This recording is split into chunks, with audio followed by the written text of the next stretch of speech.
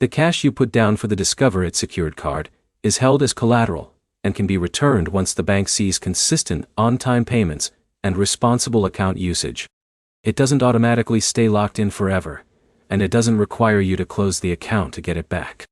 By the end of this, you'll know exactly when that deposit typically gets refunded, what Discover looks for before releasing it, and what you need to do to avoid delays or losing eligibility for an upgrade. The first thing to understand is how the deposit actually works. When you open a secured credit card, the deposit acts as security for the bank in case you don't pay your bill.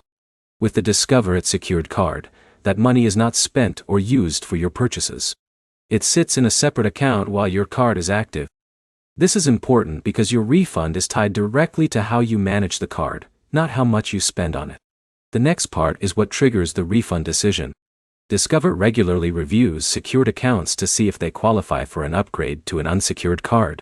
The main factors are simple: paying on time every month, keeping your balance under control, and showing consistent responsible use over time. If your account meets their standards, they may return your deposit and convert your card to an unsecured version. If it doesn't meet their standards yet, the deposit stays in place until it does. If your account is upgraded, the deposit is typically returned to your original funding method, or as a statement credit, depending on how your account was set up. You don't usually have to request it manually. But if you close the account in good standing, the deposit is also refunded after your balance is fully paid off. The biggest mistake people make is treating the secured card casually because they think the deposit is already gone.